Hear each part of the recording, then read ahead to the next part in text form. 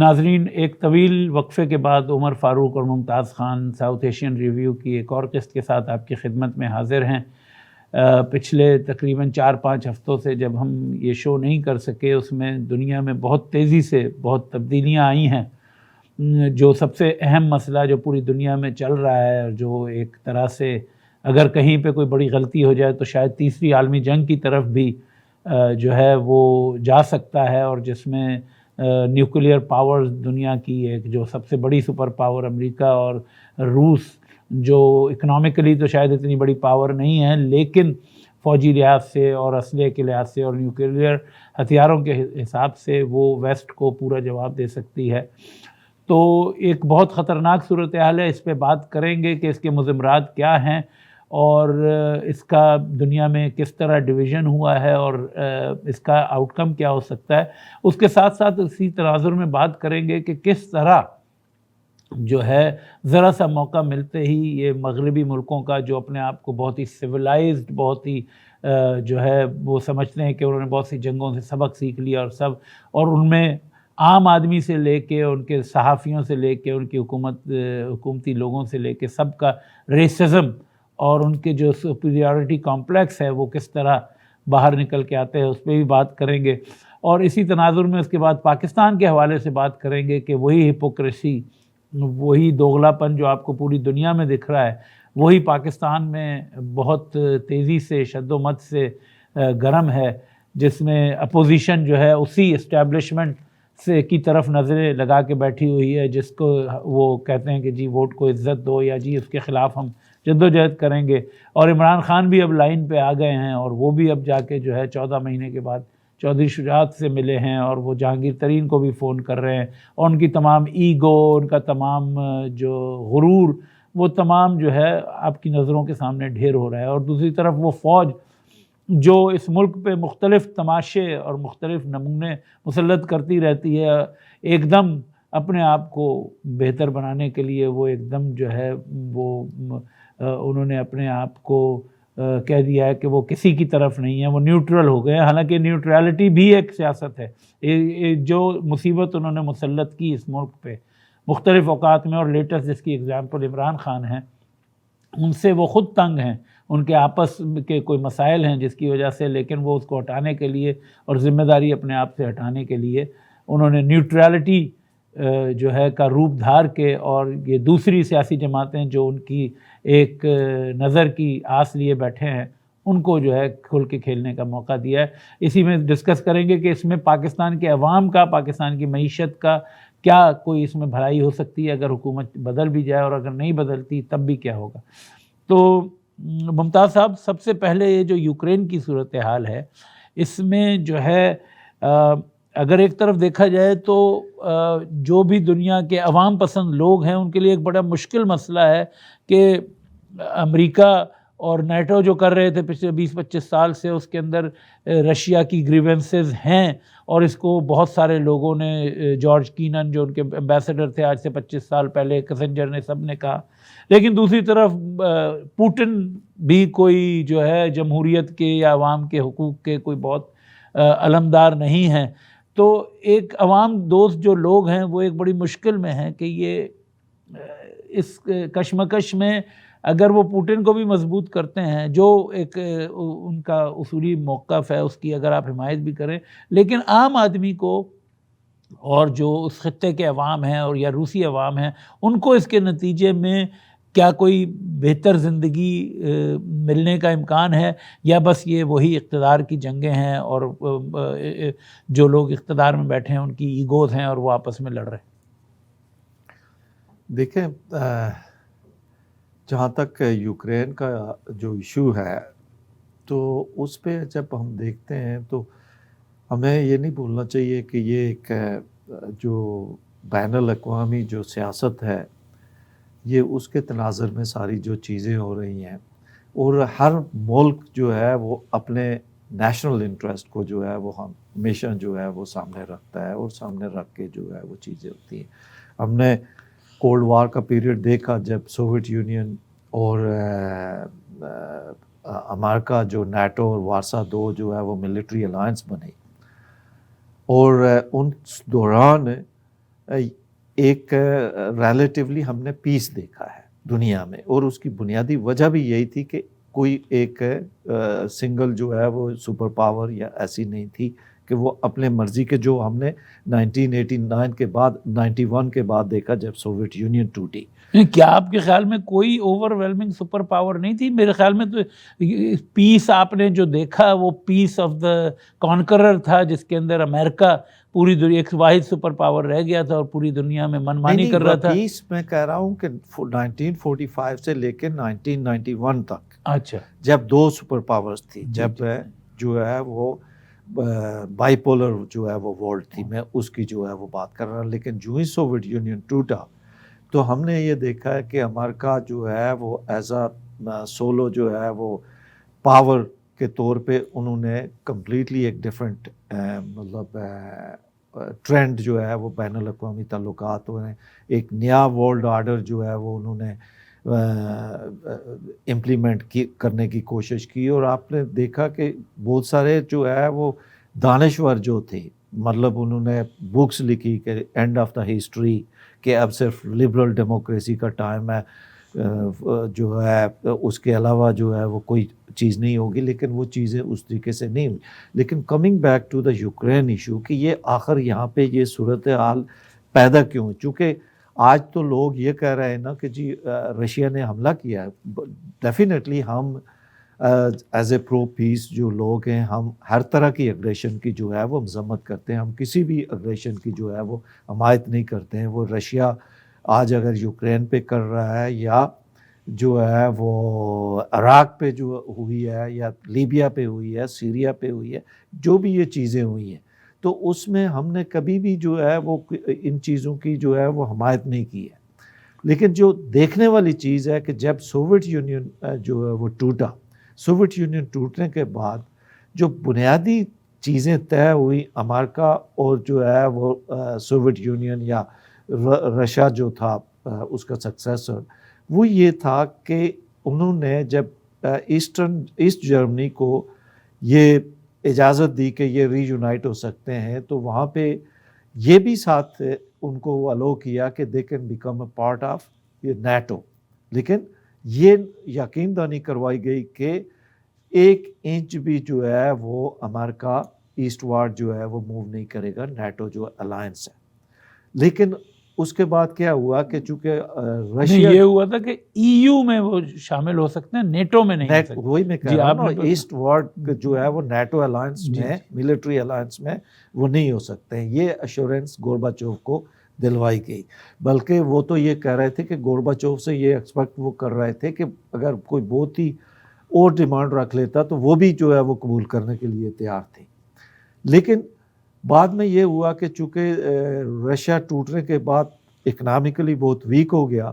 اور وہاں پہ لیڈرشپ کا بھی ایک کرائسس تھا، بہت ساری چیزوں کے کرائسس چل رہے تھے، تو 1999 میں جو ہے انہوں نے پہلی جو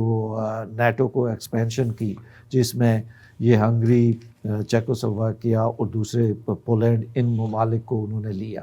جس پہ پھر رشیا نے اپنی کنسرن جو ہے ان کو شیئر کی کہ یہ آپ جو ہے وہ غلط کر رہے ہیں، اور ہم نے آپ کو بتایا تھا کہ یہ ہمارے لیے قابل قبول نہیں ہے۔ پھر انہوں نے سنی انسنی، یہ کلنٹن دور میں جو ہے وہ دوبارہ پھر 2004 میں جو انہوں نے بالٹک سٹیٹس کو جو ہے وہ اس میں شامل کیا، اور پھر جو ہے اس وقت میرا خیال ہے پوٹین ہی وہ تھا، تو پوٹین نے ان کو بتایا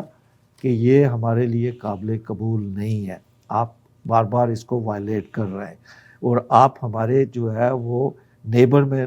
جو میزل اور دوسری چیزیں لا رہے ہیں جو ہماری سیکورٹی کو انڈرمائن کر رہی ہے۔ لیکن اوورآل اور پھر اس کے ساتھ کیا ہوا کہ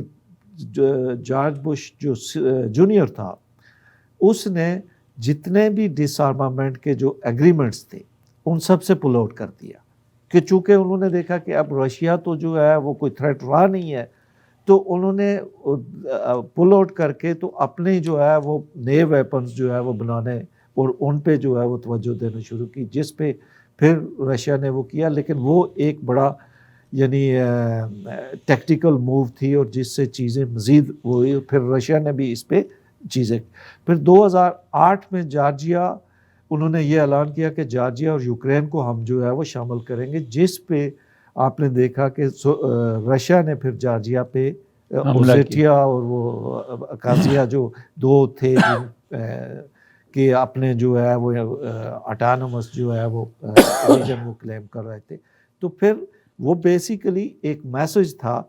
امریکہ کو کہ آپ آگے بڑھ رہے ہیں اور آپ یہ نہیں کریں. وہ چیزیں بڑھتی گئی. پھر 2014 میں آپ نے دیکھا کہ کرائمیا پہ رشیا نے وہ کیا، اور اس کی بنیادی وجہ کیا تھی؟ بنیادی وجہ یہ تھی کہ جب وہاں پہ پرو رشین جو ہے وہ گورنمنٹ تھی جو بنی، جو اور وہ اب آج یہ کہتے ہیں کہ جو ہے وہ جو یہ گورنمنٹ ہے یہ الیکٹڈ گورنمنٹ ہے، حالانکہ جو اس سے پہلے والی جس کو کو کے ایک انجینئر کو کے ذریعے ہٹایا گیا تو وہ بھی ایک الیکٹڈ گورنمنٹ تھی، لیکن چونکہ وہ پرو رشین تھا اور اس وقت ان کو آفر یہ تھی کہ ای یو میں کے ساتھ آفر تھی کہ آپ شامل ہوں اور یہ کریں گے، تو اس سے بیٹر ڈیل جو ہے وہ رشیا نے ان کو آفر کی، تو اس نے پریزیڈنٹ نے وہ ایکسیپٹ کی، اور جس پہ پھر یہ ہوا کہ وہاں پہ پورا، اور یہ نہیں ہے، اور ایک عرصے سے وہاں پہ امریکہ یوکرین کے اندر جو ہے وہ این جی اوز اور سول سوسائٹی کی شکل میں امریکہ کی انڈر سیکریٹری آف اسٹیٹ جو ہے، جو میرے خیال میں 2014 میں جو یوکرین میں جو گورنمنٹ کو ہٹانے کے لیے مظاہرے ہو رہے تھے، ان میں وہ باقاعدہ جا کے مظاہرین کو ان کو لیڈ کر رہی تھی، اور ان کو وہ وہاں پہ اسسٹ کر رہی تھی اور ان کو ایڈوائز کر رہی تھی کہ کس طرح جو ہے، اور بڑا سسٹمیٹیکلی اس وہاں کیا کہ وہاں باقاعدہ جو ہے وہ یہ چیزیں پیدا کی، وہاں انگلش کو جو ہے وہ پروموٹ کیا گیا، بہت ساری چیزیں. لیکن اس کے ساتھ ساتھ جو بہت سمجھنے والی بات یہ ہے کہ ان تمام چیزوں میں ایک طرف یعنی امریکہ کی جب اس طرح کی پالیسیز آتی ہیں اس میں ڈیموکریٹ اور ریپبلکن میں کوئی فرق نہیں ہوتا. یعنی وہاں پہ جارج سوروز کی جو آرگنائزیشن تھی یوکرین میں بھی اور جارجیا میں بھی، انہوں نے مین کردار ادا کیا، انہوں نے فنڈ کیے، انہوں نے پیسے دیے وہاں لوگوں کو، جس سے یہ ریوولٹ جو ہے وہ پرو رشین جو ہے پارٹیز کے خلاف، اور کھل کے انہوں نے پیسے دیے، وہ جو کلرڈ ریولوشنز تھے. اور آپ یہ دیکھیں نا کہ اور یہ رشیا نے بار بار کہا کہ جارجیا اور یوکرین یہ ریڈ لائن ہے ہمارے لیے، اس کو آپ نے کراس کیا تو ہم یہ قبول نہیں کریں گے. لیکن وہاں پہ جو موجودہ پریزیڈنٹ ہے یوکرین کا، یہاں ان کو پوری طریقے سے بیکنگ کی گئی، اور جو پرو رشین تھا اس کو وہاں سے نکالا گیا. چلیں یہ تو دیکھیں ہسٹری ہے، اور ہسٹری میں اپنے حساب سے تمام ملک یعنی ہسٹوریکل کلیم جو ہے وہ رشیا اگر کرتا ہے تو اس کے خلاف ہو جاتے ہیں، کوئی اور ملک کرتا ہے تو اس کے جو ان کی پالیسی. جو چیز اس میں دیکھنے والی ہے وہ میں یہ کہہ رہا ہوں کہ آج ہم جیسے میں نے پہلے کہا کہ ہم جو ہے وہ اگریشن کی جو ہے وہ ہم مخالفت کرتے ہیں، لیکن جو ہی رشیا نے اب جو ہے وہ رشیا نے ان سے جو ڈیمانڈ کیا تھی، ڈیمانڈ یہ تھی کہ آپ جو ہے وہ یہ سیکورٹی دیں کہ یہ نیٹو کا ممبر نہیں بنیں گے، ٹھیک ہے کہ نہیں، اور وہ یہ کہہ رہے ہیں کہ جی یہ انڈیپینڈنٹ کنٹری ہے. آپ جب رشیا کو یہ ضمانتیں دے رہے تھے کہ ایسٹ وارڈ ہم موو ہی نہیں ہوں گے، تو اس وقت وہ یہ آٹونومس انڈیپینڈنٹ کنٹری نہیں تھی، یہ سوورن. انٹرنیشنل ریلیشنز میں کہہ رہے ہیں کہ جی ایک سوورن ہے، اس کی ٹیریٹوریل انٹیگریٹی ہے، اور اس کو جو بھی وائلیٹ کرتا ہے ایک وائلیشن ہے. تو کیا یہ وائلیشن جو ہے وہ بین الاقوامی تعلقات میں اس پرنسپل کی وائلیشن پہلی دفعہ ہو رہی ہے؟ کیا عراق کے لوگ سب سے زیادہ تو امریکہ نے کی، امریکہ نے تو فرام دا ڈے فرسٹ سے سٹارٹ کی، مطلب عراق، لیبیا، سیریا، ساؤتھ امریکہ، سینٹرل امریکہ، آپ یمن میں روز بمباری ہو رہی ہے، جو امریکہ کی آشیرواد سے جو وہاں پہ جو سعودی عرب اور یو اے ای وہاں پہ جو ہے ظلم کر رہے ہیں، اور اس پہ کوئی آپ کو اچھا وہاں لوگ نہیں مر رہے ہیں. ہم یہ نہیں کہتے ہیں کہ یوکرین میں اگر کوئی سیولین کوئی چیز ہو رہی ہے تو وہ غلط ہے، لیکن آپ کی سٹینڈرڈ جو ہے وہ دوگلے کیوں ہے؟ اور آپ نے انپریسیڈنٹڈ موو دیکھی ہے یورپ کے اندر کہ جہاں پہ ایک دن میں یورپین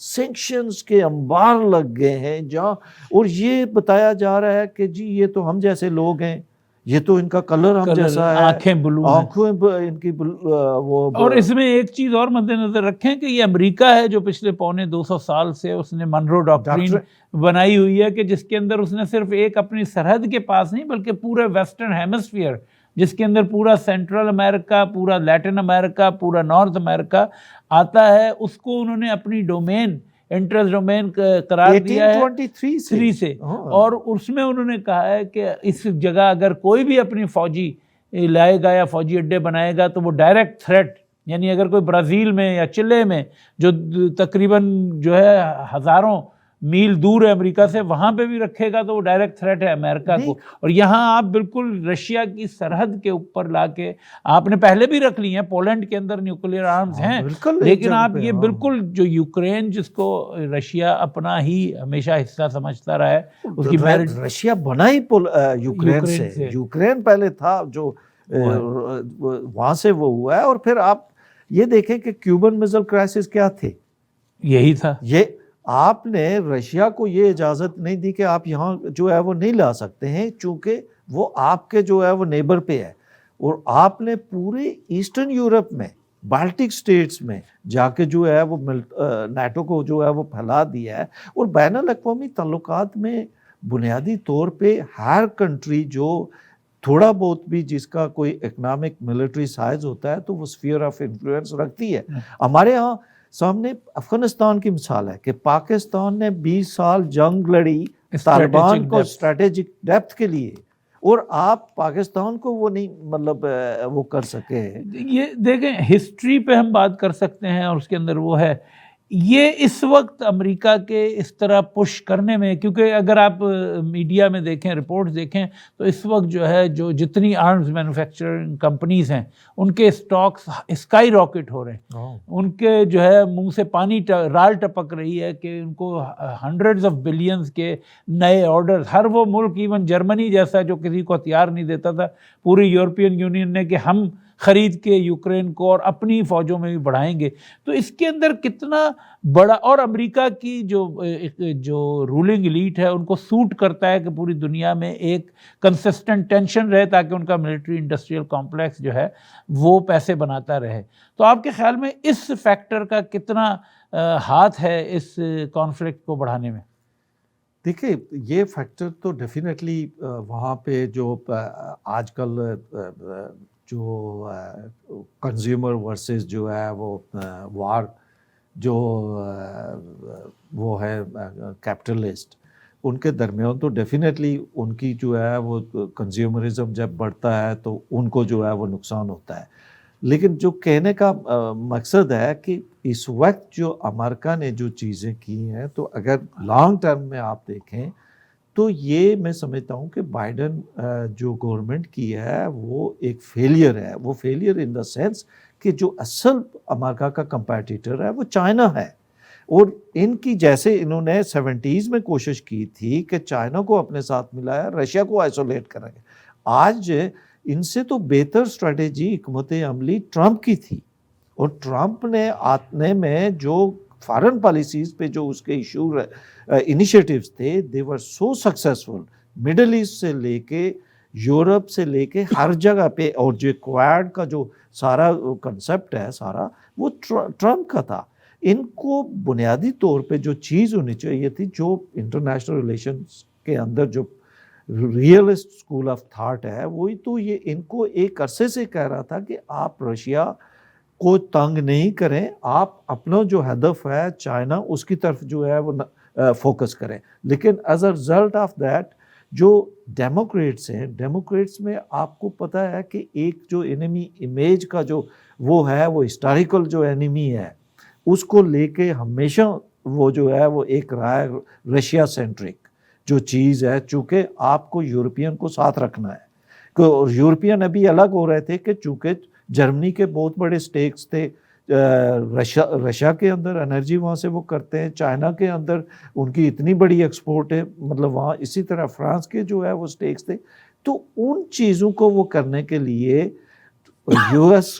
جو بائیڈن ایڈمنسٹریشن بجائے اس کے کہ جو نیگوشیشن کے تحت اس چیز کو وہ کرتی, ان کو ایک رشین تھریٹ परसेप्शन के तौर पे वो दे वर नॉट एक्सपेक्टिंग कि Putin will go that far, लेकिन वो ये कह रहे थे कि यूरोपियन को हम अपने पीछे दोबारा जो है वो इसके अंदर बाइडेन का डोमेस्टिक पॉलिटिक्स के लिए कितना है, क्योंकि पिछला एक साल बाइडेन के लिए तकरीबन फेलियर का साल रहा है। अगर आप देखें उनकी अप्रूवल रेटिंग बहुत नीचे है, पर डेमोक्रेटिक पार्टी की हिस्टोरिकली लो है। तो क्या इसके अंदर कोई जो डोमेस्टिक कंसर्न्स भी हैं या ये सिर्फ इंटरनेशनल कंसर्न? नहीं,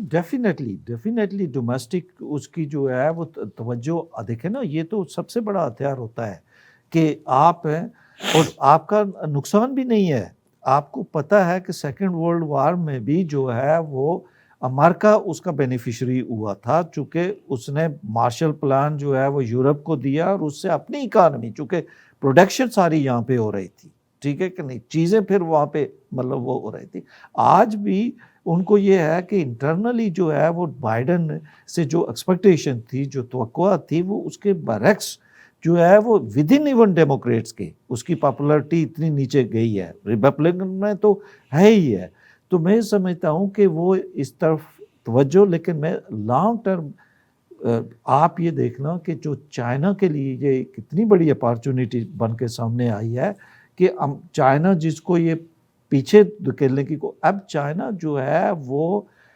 अगर उसका 10 साल का टाइम था ना, तो वो 5 साल में उसको जो है वो कवर करेगा अमेरिका को पीछे छोड़ने के लिए। तो ये मैं ये समझता हूँ कि ये चीज़ें जो है, और उसके अलावा तवज्जो रूस पे होगी तो ये तमाम जो है चाइना को अपनी जो भी पॉलिसीज़ और वो है उसको इख्तियार करने में एक इन अ वे ओपन सीज़न मिल जाएगा, क्योंकि वेस्ट और अमेरिका की अगले कुछ साल सारी तवज्जो रूस की तरफ होगी और चाइना को खुला हाथ मिल जाएगा। पर नाज़रीन, इस डिस्कशन के बाद अब हमारे वक्फे का वक्त हुआ है। वक्फे के बाद वापस आएंगे तो एक जो बहुत इम्पॉर्टेंट एस्पेक्ट इस जंग के साथ निकला है वो रेसिज्म के किस तरह मीडिया पोर्ट्रे कर रहा है और किस तरह जो है वो नॉन यूरोपियंस को पोर्ट्रे किया जा रहा है। और उसके बाद थोड़ी सी बात इस पे भी करेंगे कि पाकिस्तान जैसे मुल्कों पे इस तमाम सूरत हाल का क्या असर होगा। जैसे हमारे वज़ीर आज़म रूस में थे जिस वक्त ये अनाउंस किया गया, तो अभी भी प्रेशर है। 22 मुल्कों के सफ़ीरों ने ख़त लिखा है कि पाकिस्तान जनरल असेंबली में सपोर्ट करे रशिया के ख़िलाफ़ रेजोल्यूशन को। तो इस पर भी ब्रीफली बात करेंगे और फिर पाकिस्तान की दाखिली सूरत हाल पे बात करेंगे। तो हाजिर होते हैं वक्फे के बाद।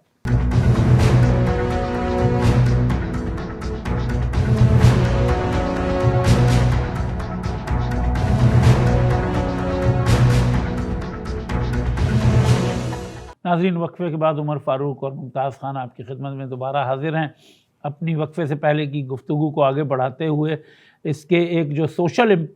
जो है इम्प्लिकेशंस हैं इस कॉन्फ्लिक्ट के यूक्रेन की, और जिस तरह वेस्ट में एक रेसिस्ट नैरेटिव उभर के आ रहा है और वो मीडिया पे बहुत मौजूद है, और उसके अलावा आम लोगों में भी जो एक गम गुस्सा पाया जाता है कि हमारे जैसे गोरे नीली आँखों वाले और सिविलाइज्ड लोगों को के ऊपर जंग हो रही है। और यूरोप में जंग हो रही है जिसने मेरे ख्याल में पिछले 2 सदियों में सबसे ज़्यादा जंग अज़ीम अव्वल, जंग अज़ीम दोम, और उससे पहले 100 ईयर वॉर, उससे पहले 30 year war, and all of a sudden ये तमाम लोग कि यूरोप में कैसे जंग हो सकती है, ये तो जाहिलों और वहशियों का जो इराक़ में, अफ़गानिस्तान में, एशिया में, अफ्रीका में है, उनका काम है। हमारे साथ कैसे होगा? तो इस एस्पेक्ट पे, क्योंकि इसके बहुत लॉन्ग टर्म इम्पैक्ट हो सकते हैं, ये लोगों के जो है वो माशरों के अंदर तब्दीली भी लेके आ सकते हैं वेस्टर्न माशरों में, तो आप इसको कैसे देखते हैं? देखिए, और ये जो आपने रेसिज्म या उसका कहा है, वो खाली ये नहीं है कि वो वाइट हैं, बल्कि वहाँ यूक्रेन के अंदर जो दूसरे लोग रह रहे थे जो नॉन यूक्रेनियन इमिग्रेंट्स और इंडियन, अफ्रीकन, इंडियन दूसरे, तो उनको तो मतलब उनके साथ जो तो अभी आज बल्कि बीबीसी पे भी इन पे भी उन्होंने दिखाया है किसी तरह कोई उनके साथ जो कुछ हो रहा है, वो बेचारे तो रो रहे हैं वहाँ पे। और उनके साथ यूक्रेन पे नहीं हो रहा, पोलैंड के बॉर्डर पे जो पहुंचे हुए हैं वो पोलिश हुक्काम जो हैं, जो आपकी डेमोक्रेटिक एक सिविलाइज्ड मुल्क है जो जंग में भी नहीं है, वो پچھلے کئی دنوں سے لوگ وہاں بیٹھے ہوئے ہیں جو نان وائٹ ہیں، ان کو پولینڈ میں نہیں آنے دے رہے ہیں، صرف یوکرینین اور گوروں کو آنے دے رہے ہیں۔ اور دوسرا آپ یوکرین کا جو ایسٹرن سائڈ ہے وہ Russian speaking, majority Russian speaking ہے وہاں پہ، اور ان کی اپنی کنسرنز ہے۔ اور آپ دیکھیں کہ جب 2014 میں یہ آئے تو انہوں نے باقاعدہ وہاں پہ ملٹری کو جو ہے وہ استعمال بھی کیا، اور پھر مائنرٹی کے جو لینگویج رائٹس تھے اس کو ریپیل کیا وہاں پہ، بجائے ان کے کہ ان کو اکوموڈیٹ کرنے، جہاں سے چیزیں زیادہ ان کی خراب بھی ہوئی۔ اور دوسرا آپ جو خالی مطلب یوکرین یا پولینڈ کا نہیں، یہ تو پھر بھی جو ہے وہ کسی as compare to western Europe backward مطلب وہ ہے، لیکن ویسٹ کا جو آپ ری ایکشن دیکھ رہے ہیں اس پہ، میں کہتا ہوں کہ ٹھیک ہے، لیکن آپ یہ کہہ رہے ہیں کہ جو ہے وہ ہم لوگ لبرل ہیں، ہم ڈیولپڈ ہیں، ساری جو چیزیں مانتے ہیں، یہ صحیح ہے۔ 1945 کے بعد انہوں نے سبق سیکھا ہے بہت ساری چیزوں میں، لیکن وہ سبق صرف اپنے ملکوں کی حد تک ہے۔ 1945 کے بعد بھی جس طرح کے میسیکر بلکان اسٹیٹس میں ہوئے، جس طرح جو ہے سربین جو اٹیک ہوا اس کے علاوہ without the approval of UN، Serbia پہ ہوا وداؤٹ دی اپروول، اور پھر جس طرح مارا گیا بوسنیا ہرزیگووینا میں، جس طرح جو ہے سنائپرز اور ان کو جو ہے عام عوام کو مارا گیا، تو یہ کون سے یورپ کی بات کرتے ہیں کہ یورپ میں کیسے؟ یہ نہیں ہو سکتا ہے نا۔ اب چونکہ بنیادی پرابلم اس وقت یوکرین کا نہیں ہے، پرابلم بنیادی یہ ہے کہ جو ایک امریکن ہیجمونی ہے اس کو چیلنج کیا ہے پوٹین نے، اور چونکہ حالانکہ Ukraine as a neutral state اگر رہتا تو وہ دونوں سے بینیفیشری بھی ہوتا، اور وہ بہتر اکنامکلی جو ہے وہ پروگریس بھی یوکرین کر سکتا تھا، لیکن چونکہ وہاں پہ لایا ہی جو ہے وہ US بیکڈ جو ہے وہ پریزیڈنٹ کو، اور رشیا کو انسرکل کرنے کے لیے، تو یہ جو چیزیں وہاں پہ ہوئی ہیں، تو اس کے لانگ ٹرم جو کانسیکوینسز ہیں میرا خیال ہے وہ کافی جو ہے وہ زیادہ ہوں گے۔ اور جس طریقے سے یورپ جو ہے وہ اب جرمنی ری آرم کر رہا اپنے آپ کو، دوبارہ سٹارٹ کیا ہے، تو یورپ چونکہ بہت ساری چیزوں سے نکل چکا تھا، اور وہ اب اس پریشر سے یورپ وہ اکنامک ایشوز پہ وہ تھے، اب اسلحہ پہ جو ہے وہ اسلحہ جو وار مانگرز ہیں، اسلحہ فیکٹریز جو ہے وہ جو ہے وہ دوبارہ وہ تھرائیو کریں گے، اور وہ زیادہ تر امریکہ میں آ گئے ہیں، وہ زیادہ تر میں آگے، اور وہ اس کو وہ کر رہے ہیں۔ لیکن کمنگ بیک ٹو یہ ریسزم ایشو، یہ کیا وجہ ہے کہ 1900 ویسٹرن یورپ میں اور ایک اسٹیبلٹی ہے 1945 کے بعد، انہوں نے جنگیں بھی دیکھی، اس کے بعد عام آدمی کی ایک پراسپیرٹی بڑی ہے، ایجوکیشن کا لیول بہت زیادہ ہے، اور ایک لبرل ایجوکیشن ہے جس میں وہ بہت سارے لوگ ہسٹری کو بھی کافی ان بائس طریقے سے پڑھتے ہیں سپوزڈلی، لیکن ایسا کیوں ہوتا ہے کہ ایک ذرا سا جیسے ہی کوئی ذرا سا تاریخ کا ایک موڑ آ جاتا ہے جس کے اندر ایک کانفلکٹ بن جائے کچھ، تو سب سے پہلے عام لوگوں سے لے کے گورنمنٹ تک کا ان کا ریسزم نکل کے فوراً باہر آ جاتا ہے؟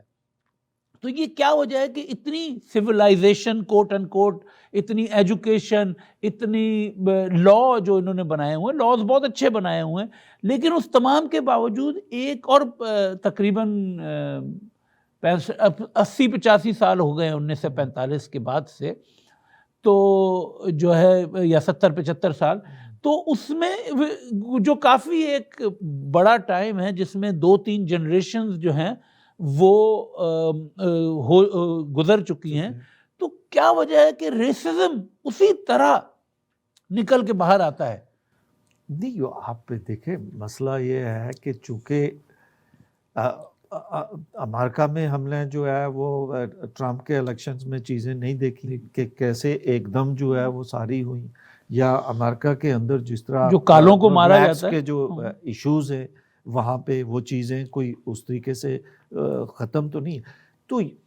بنیادی طور پہ یہ ہوتا ہے کہ جہاں بھی انڈسٹریلائزیشن ہوتی ہے، اربنائزیشن ہوتی ہے، تو لوگوں کے رویے جو ہے وہ بدلتے جاتے ہیں، وہ چاہے آپ ایشیا کے اندر کر دیں، جو بھی جس طرح فرض کریں چائنا میں اب جتنی تیزی سے چیزیں ہو رہی ہیں، لیکن چائنا میں جو بنیادی اس کا پرابلم ہے کہ فریڈم آف اسپیچ نہ ہونے کی، ڈیموکریٹائزیشن نہ ہونے کی وجہ سے اس طریقے سے چیزیں مطلب سوشل انسٹیٹیوشنز کے اندر جو ہے چیزیں مطلب وہ نہیں وہ جاتی ہیں. لیکن اب ہیں تو سارے وہی اسی ہسٹری کو، اسی لیگیسی کو جو ہے وہ کیری کر رہے ہیں، جو پرانی یورپین جو ہے وہ لیگیسی ہے. آپ صلیبی جنگوں سے لے کے آج سیکنڈ ورلڈ وار تک اگر آپ دیکھیں گے تو یہ ایک چیز تو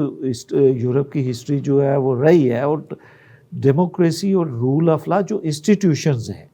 ان کی وجہ سے ہمیں وہاں ایک بیٹر جو ہے وہ چیزیں نظر آتی ہیں، رول آف لا کی وجہ سے. اس کا مطلب یہ نہیں ہے کہ تمام لوگ چینج ہو گئے ہیں. آپ وہاں پہ ہاں ٹھیک ہے، ایک جو ایجوکیٹڈ، ایک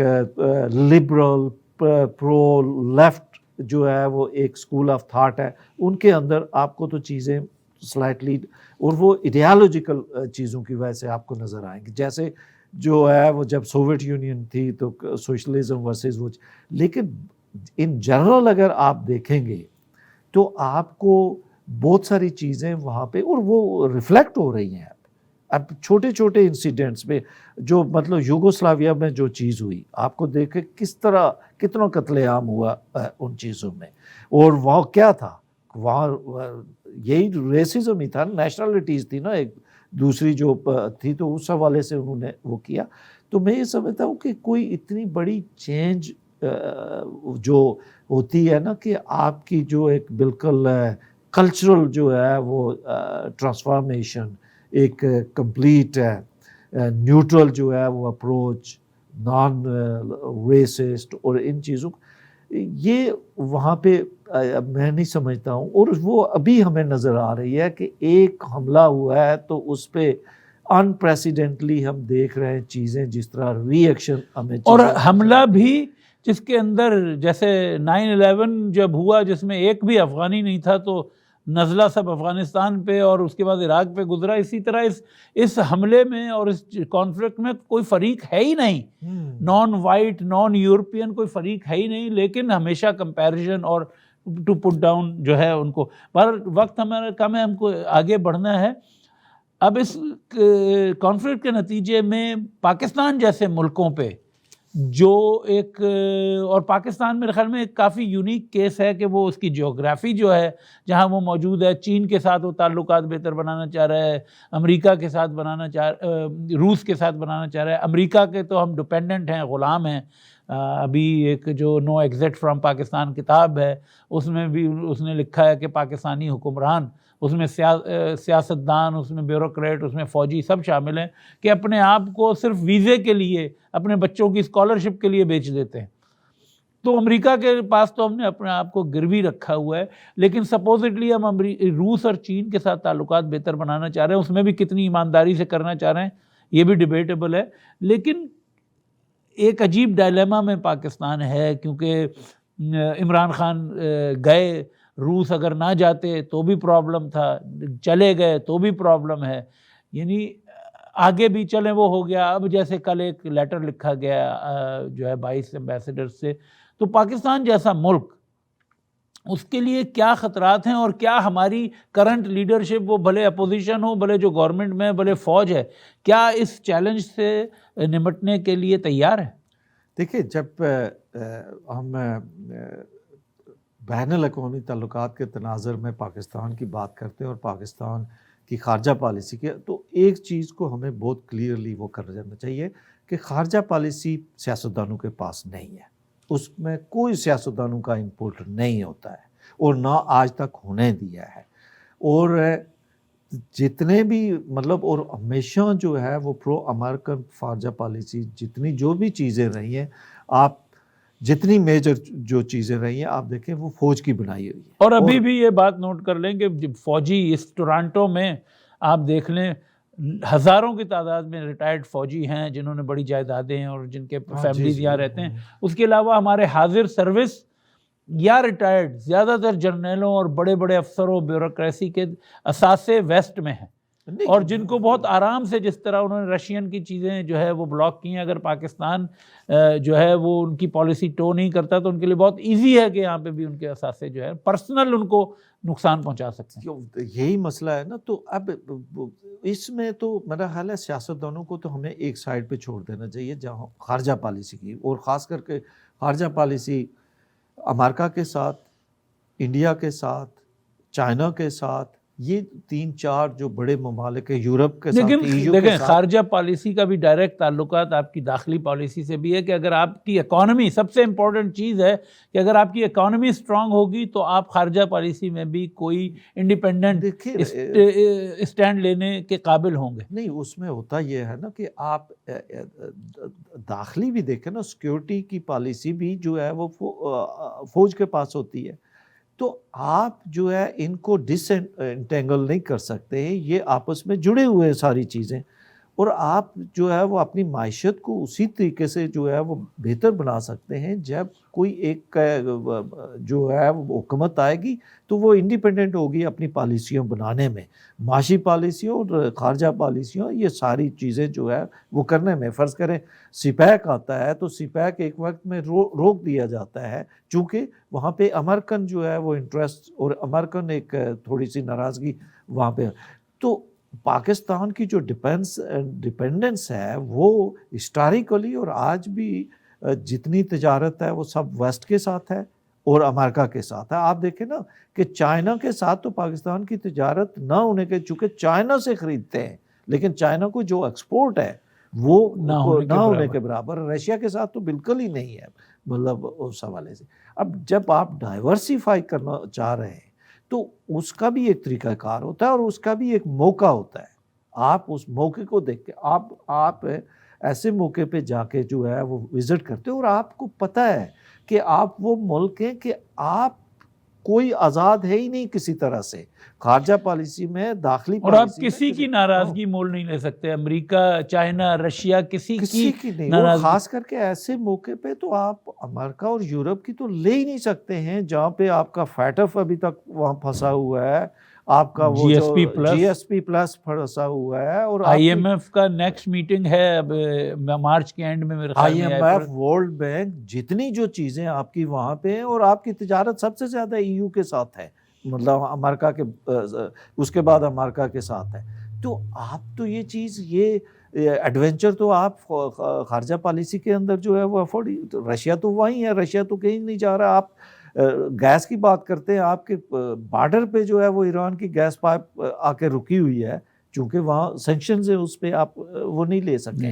تو یہ ان ریالسٹک جو چیزیں ہوتی ہیں، اور آپ دیکھیں جو فوج، جیسے میں نے کہا کہ فوج پالیسی بناتی ہے، وہ اپنے آپ کو امریکہ سے الگ نہیں کر سکتے ہیں، چونکہ ان کے پرسنل سٹیکس ہیں۔ آپ مجھے یہ بتائیں نا کہ چائنا جب دیتا ہے تو چائنا سے جو لون دیا ہے وہ جتنے انٹرسٹ پہ ہے سی پیک کے حوالے سے یا دوسری، جو چائنا تو کبھی آپ کو ڈالر ایسے تو 1 بلین ایسے نہیں دے دیتا ہے۔ امریکنز ایک ہیجمونک پاور ہے، ان کو پتہ ہوتا ہے کہ کیسے ان پیسوں کا جو ہے وہ ہم نے فائدہ لینا ہے، کہاں ان کا استعمال ہے۔ یہ ایک ایسا ملک ہے جو ہمیں جہاں بھی ضرورت ہے اس کو استعمال کر سکتے ہیں۔ تو میرا خیال ہے پاکستان کا یہ جو اس وقت جو اثرات ہیں، وہ آپ نے خود ہی کہہ دیا، 22 ممالک نے لکھا بھی ہے ان کو کہ بھئی آپ اس پہ آپ کلیئر پوزیشن لیں۔ چلیں، اقتصادی طور پہ تو پاکستان بہتر نہیں ہے۔ اب واپس آتے ہیں پاکستان میں جو ہو رہا ہے اس وقت، تو ایک چیز جو دنیا کو، جس میں آپ پاکستان کا مقدمہ لڑ سکتے ہیں کہ اگر پاکستان میں اسٹیبلٹی ہو، یہ جو پچھلے، خیر کوئی بھی پاکستان میں سکون والا دن تو ہوتا نہیں، لیکن جو پچھلے 2-3 مہینے سے بہت ہی زیادہ ہیجان، یہ عدم اعتماد تحریک اور جو ہے وہ لانگ مارچ اور جو ہے دھرنا اور یہ تمام چیزیں، اور جس میں فوج ایک دم اس نے نیوٹرلٹی کا کہیں سے اس کو خواب آ گیا، جو وہ کہتے ہیں کہ جی ہم نیوٹرل ہو گئے، حالانکہ وہ بھی ایک پولیٹکس ہے، نیوٹرلٹی بھی ایک پولیٹکس ہے۔ اور لیکن اس کے نتیجے میں جو پوری دنیا کے سامنے پاکستان کا ایک جو امیج جا رہا ہے، انٹرنلی بھی اس کے جو امپیکٹ ہیں وہ ہیں، لیکن ایسے کروشل ماحول میں آپ کے ملک میں کیوس ہے، آپ کے ملک میں کسی کو نہیں پتا کیا ہونے جا رہا ہے۔ ایک مولانا فضل الرحمان کے ہاتھ میں، اور اسی طرح کے لوگوں میں نواز شریف صاحب لندن میں بیٹھے ہوئے وہاں سے ڈوریں ہلا رہے ہیں، یہاں پہ زرداری صاحب اٹھ کے جا رہے ہیں، عمران خان بھی آج جو ہے وہ مہینوں کے بعد جب گالیاں دے دے کے پی ایم ایل کیو کو اور اور جہانگیر ترین کو نکالنے کے بعد ان کے پاس واپس جا رہے ہیں، تو یہ جو ایک سامنے آتا ہے، تو فوج آخر اس تمام، اور اس کی بیسک ذمہ دار فوج ہے، یہ تمام کیوس جو ہے اس کو انسٹیگیٹ کرنے میں، اس کو پہلے دبائے رکھا لوگوں کو جو ہے عمران خان کے ساتھ مستقل کھڑے ہو کے آل آف اے سڈن اس کے خلاف وہ کر دیا، اس کی ذمہ دار فوج ہے۔ فوج کیا سمجھتی ہے کہ اس سے میں اس کا کیا بینیفٹ ہے، یا یہ صرف 1 نومبر کے ڈیسیجن کے لیے ہو رہا ہے کہ نومبر میں ایکسٹینشن مل جائے، شاید دوبارہ مل جائے، جو میرے خیال میں کافی ان ریئلسٹک ہے، کیا یہ اس کے لیے ہو رہا ہے؟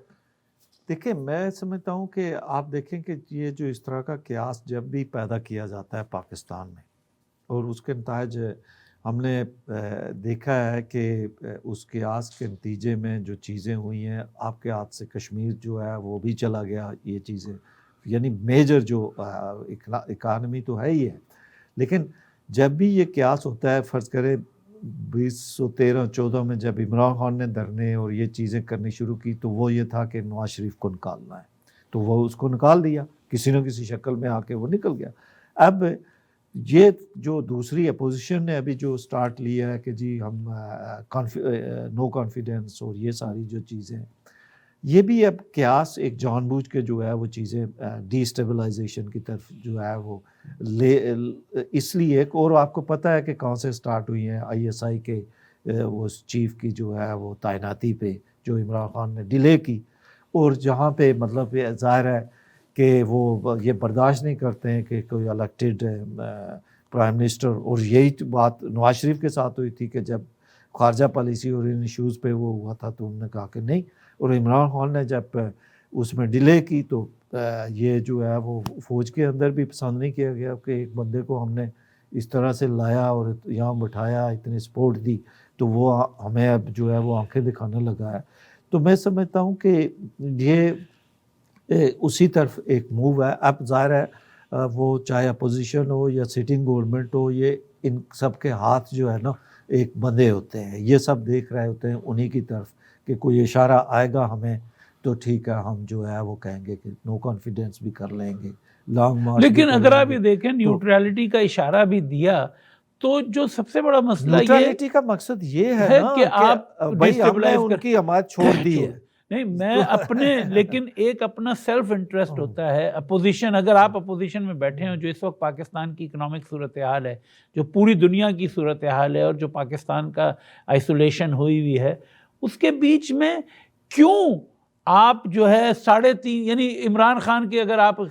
خلاف عدم اعتماد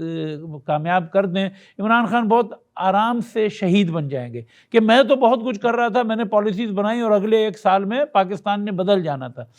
اور دوسری طرف چلیں، ٹھیک ہے وہ نہیں بن سکتا، فرض کریں اسٹیبلشمنٹ میڈیا پہ کنٹرول رکھتی ہے، وہ نہیں بننے دے گی، لیکن کیا اپوزیشن سمجھتی ہے کہ وہ کوئی چینج لا سکتی ہے؟ کیونکہ جہاں پہ حالات ایسے ہیں جہاں پہ فوج 1 انچ دینے کو تیار نہیں ہے۔ اس کی وجہ ہے اس کے، اور اس میں اپوزیشن کے بھی جو کنسرنز ہے وہ جینون اس وجہ سے، وہ کو لوگوں کے تناظر میں نہیں ہے کہ لوگوں کو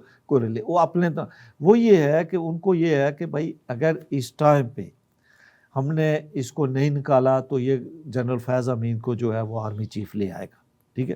جنرل فیض امین جو ہے وہ، اور پلس پھر وہ مزید ہم مقدمے بنا کے اسی طریقے سے جس طرح پہلے اپوزیشن کو جو ہے وہ ڈالتا رہا، ابھی جو پیکا کا جو ہے وہ آرڈیننس لے آیا ہے میڈیا، تو اس میں عمران خان کی ذاتی غلطیاں بھی بہت ساری ہیں۔ میں سمجھتا ہوں کہ عمران خان کو جو اپوزیشن ملی تھی، اگر عمران خان میں سیاسی تھوڑی سی بھی میچورٹی ہوتی ہے، انڈرسٹینڈنگ ہوتی سیاست کی، تو 5 سال کیا وہ اگلے 10 سال جو ہے وہ وہاں پہ لگاتا۔ لیکن عمران خان کا ایک پولیٹیکل تو چونکہ اس کا کبھی بیک گراؤنڈ ہے، اور پولیٹیکلی اتنا میچورڈ آدمی،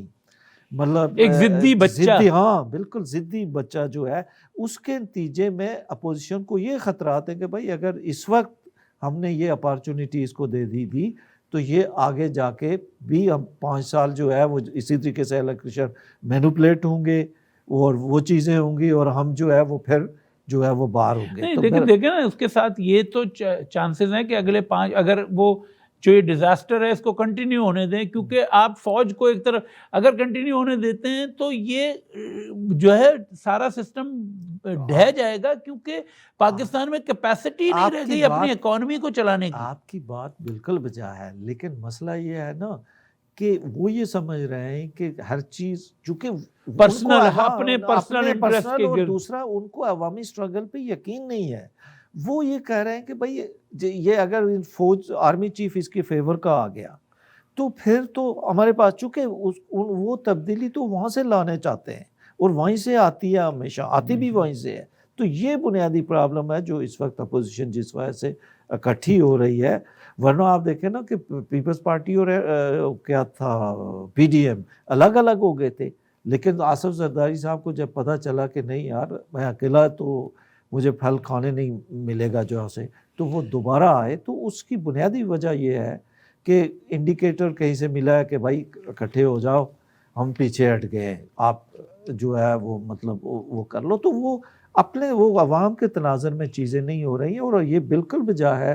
کہ اگر یہ 5 سال اس کو پورا کرنے تو عمران خان کا نام زمین آئندہ سیاست سے جو ہے وہ غائب ہو جائے گا، اور اس کے ساتھ ساتھ فوج بہت ڈسکریڈٹ ہوگی، جس کی وجہ سے شاید فیوچر میں آپ فوج سے بارگین کر کے کوئی روم اپنے منوور کے لیے، ہوتا ہے نا کہ آپ کو عوامی سٹرگل پہ یقین ہو، آپ سٹرگل کرنا چاہیں، اور آپ کے پرسنل سٹیکس اتنے نہ ہوں، کیونکہ عوامی سٹرگل پہ نہ بھی ہو لیکن آپ کے پرسنل سٹیکس، یعنی تمام بلینئرز،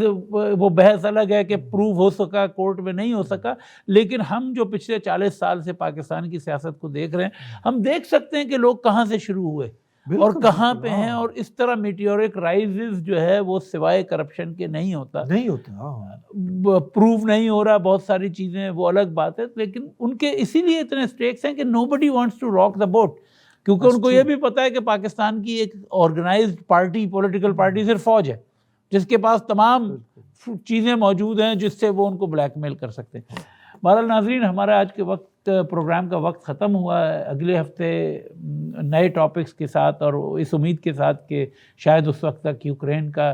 کم از کم جنگ بندی ہو جائے اور لوگوں کا جو جانی اور مالی نقصان ہو رہا ہے وہ ختم ہو جائے، اور پاکستان میں دیکھیں کیا صورتحال ہوتی ہے، اور اگلے ہفتے تک شاید ہندوستانی الیکشن جو ہو رہے ہیں اسٹیٹس کے اندر جو بہت اہم ہیں، یو پی میں اور پنجاب میں، ان کے رزلٹ بھی آنا شروع ہوں گے۔ تو ان نئے ٹاپکس کے ساتھ اگلے ہفتے پھر آپ کی خدمت میں حاضر ہوں گے۔ خدا حافظ۔